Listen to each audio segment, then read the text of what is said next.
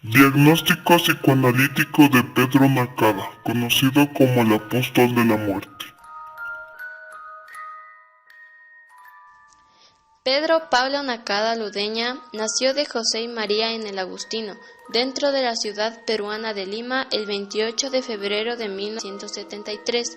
Mucho después, en el año 2001, Pedro se establecería en Ural, donde causaría el pánico de los ciudadanos al acabar, según él confesó, con unas 25 personas, todo para limpiar el mundo de la escoria y de ese modo obedecer a Dios, que según él le ordenaba matar.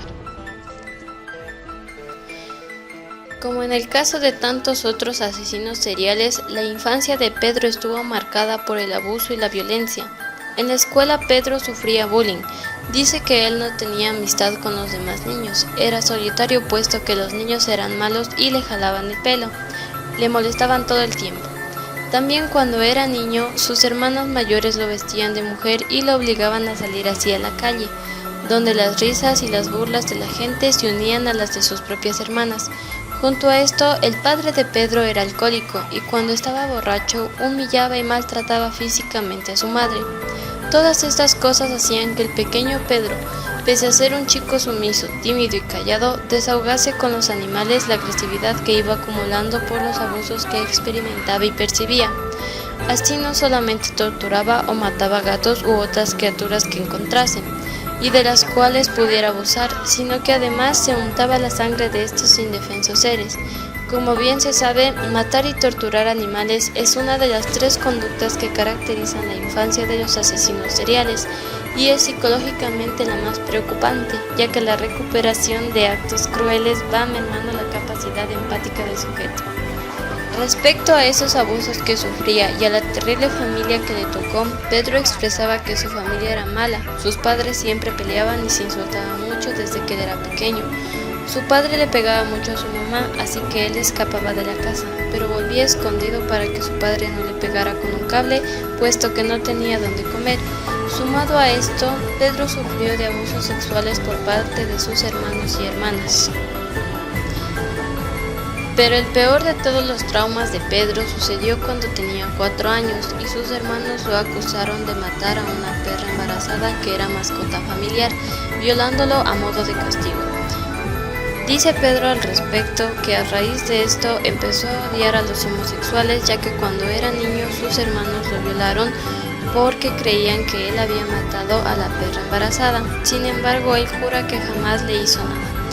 Bien, puede verse que aquella experiencia constituyó el detonante de la homofobia que más adelante habría de caracterizar parte de la conducta criminal de Pedro. Y según las palabras del asesino, también esa experiencia fue determinante en sus primeros actos de crueldad dirigido a los animales. Pedro Nakada utilizaba mecanismos de defensa como es la proyección, la racionalización y la represión. Esto es una técnica utilizada para negar y evitar las fuentes de ansiedad.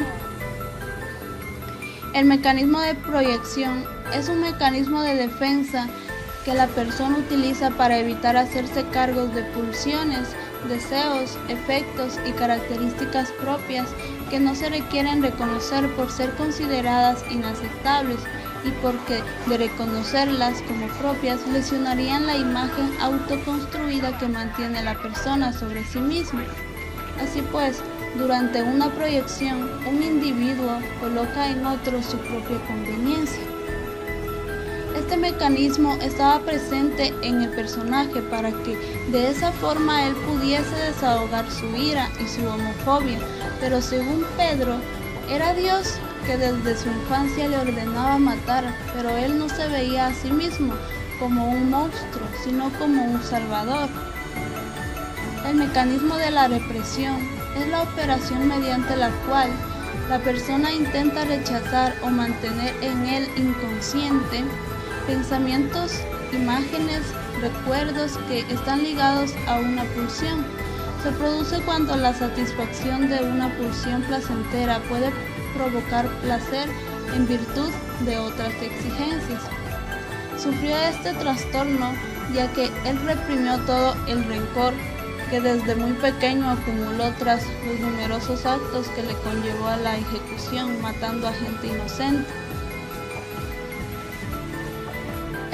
La racionalización en psicoanálisis.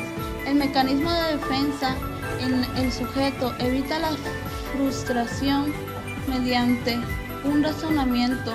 La racionalización distorsiona la realidad para justificar prejuicios y fracasos. El yo inventa excusas que justifican la conducta frustrante o una situación inaceptable.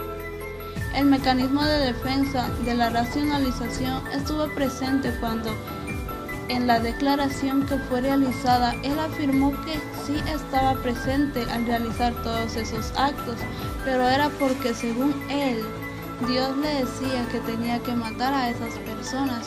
Incluso mató a personas inocentes.